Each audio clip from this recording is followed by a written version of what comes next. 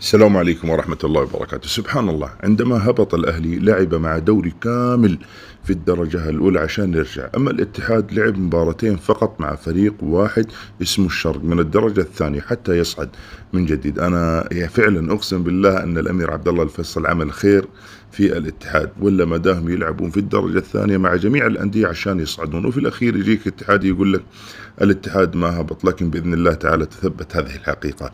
هبط الاتحاد ولعب مع أول أندية الدرجة الثانية مباراتين للصعود، وهذا بمثابة طبعا لعب أي فريق له تاريخه هبط للدرجة الأولى مثل الوحدة والشباب والاتفاق والأهلي، ولكن الفرق أن النظام في ذلك العام جعل الاتحاد يلعب مباراتين فقط مع أول أندية الدرجة الثانية، والبقية من الأندية اللي هبطوا لعبوا مع جميع الفرق للصعود، تتعدد الأنظمة والهبوط واحد.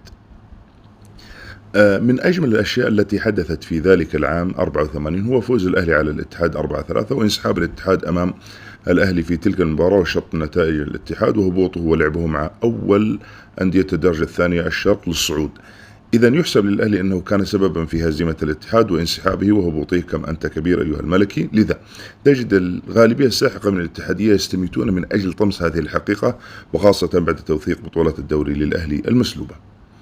أحد الأشخاص يقول لي جيب لي الدوري، أجيب لي الجدول، أجيب لك جدول الدرجة الأولى عندما شطبت نتائج الاتحاد وتذيل الاتحاد الدوري وتقرر رسميا، تفهم يعني إيش رسميا؟ هبوط الاتحاد وهبط. أما الملحق يعني يقول الاتحاد يلعب، الاتحاد ملحق ما هبط.